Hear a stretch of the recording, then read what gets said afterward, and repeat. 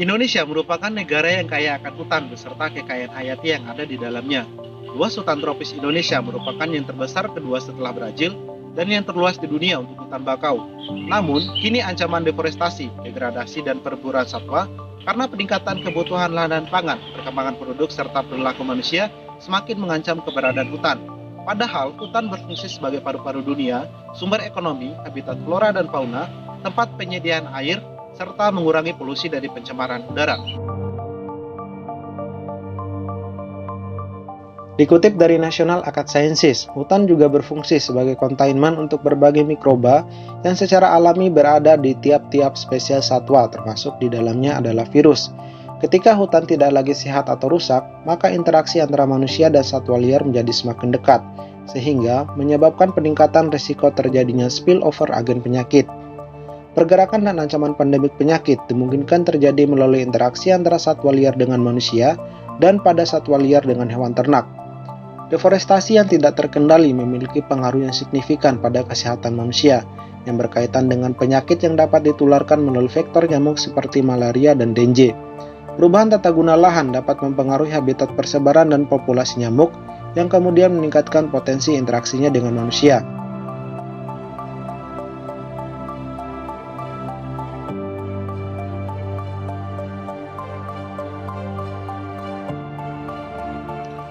Pernah dengar istilah zoonosis? Zoonosis adalah penyakit yang berpindah dari hewan ke manusia. Hampir 16% dari seluruh kematian di dunia dapat dikaitkan dengan penyakit yang menular dari hewan ke manusia. Dilansir dari laman National Geographic, zoonosis dapat ditularkan dalam berbagai cara, termasuk gigitan binatang dan serangga, mengalus atau menangani hewan yang sakit, mengonsumsi daging kurang matang, susu yang tidak dipasteurisasi, serta dari air yang terkontaminasi. Dari sanalah jenis-jenis patogen dapat ditularkan oleh hewan ke manusia, termasuk bakteri, parasit, jamur, dan virus. Beberapa penyakit zoonosis relatif tidak berbahaya, namun ada juga yang mematikan seperti COVID-19 yang sampai saat ini menelan ratusan ribu korban jiwa di seluruh dunia. Diperkirakan 58% penyakit menular bersifat zoonosis dan 73% dari patogen yang muncul.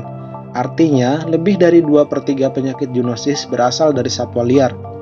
Bahkan dalam 50 tahun terakhir telah terjadi peningkatan besar munculnya penyakit-penyakit baru yang diyakini akibat invasi manusia ke hutan atau alam liar tempat habitat hewan. Dan kabar buruknya, hotspot penyakit ternyata ada di wilayah tropis termasuk Indonesia.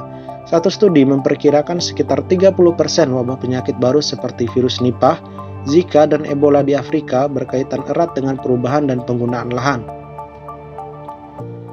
Deforestasi atau pembabatan hutan, khususnya di hutan tropis, merupakan pintu masuk awal kontak manusia dengan populasi satwa liar melalui patogen zoonosis di mana manusia belum pernah terpapar sebelumnya, termasuk virus dan bakteri. Hal ini meningkatkan peluang munculnya penyakit zoonosis. Belum lagi praktik deforestasi masih terus terjadi dan bakal meningkatkan wabah penyakit.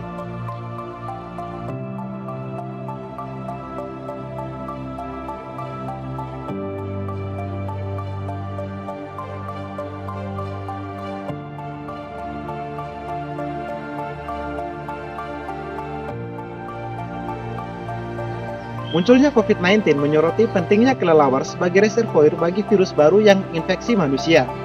Hal tersebut merupakan tantangan bagi kita semua untuk merancang studi dan strategi guna mencegah munculnya agen zoonosis baru di masa depan. Maka dari itu, penting untuk meningkatkan upaya dan pemahaman lebih terkait karakterisasi virome hewan yang berbeda untuk mempelajari virus dan adaptasi terhadap inang alaminya. Manusia hidup berdampingan dengan hewan, bahkan jika ia tidak memiliki peliharaan atau ternak. Ia masih menjumpai tikus atau kutu di rumah mereka. Beberapa hewan yang bisa menularkan penyakit zoonosis diantaranya seperti kucing, yang dapat menularkan toxoplasmosis, pasteurella, dan kurap. Kelelawar, yang dapat menularkan Ebola, SARS, MERS, rabies, virus Nipah, dan virus Hendra. Lalu ada anjing yang dapat menularkan rabies, norovirus, pasteurella, salmonella, kurap, dan cacing tambang. Terakhir, ada kutu yang dapat menularkan penyakit Lyme, demam Rocky Mountain, dan penyakit pewasan. Lalu, bagaimana cara terbaik yang dapat dilakukan untuk menghindari hal tersebut? Cara-cara untuk menghindari kontaksi dengan zoonosis menurut CDC ialah cuci tangan dengan sabun, atau menyanitasi tangan setelah melakukan kontak dengan hewan. Kemudian, jauhkan unggas, tikus, reptil, dan amfibi dari wajah. Pakailah pakaian dan oleskan semprotan yang mencegah gigitan nyamuk, caplak, dan kutu, serta hindari gigitan dan goresan dari hewan. Waspadai hewan yang dapat menularkan penyakit zoonosis di tempat-tempat seperti kebun binatang atau pameran hewan, atau di tempat penitipan anak dan sekolah. Dan yang paling penting adalah penegakan hukum lingkungan secara tegas, serta edukasi secara terus-menerus kepada masyarakat tentang pelestarian lingkungan.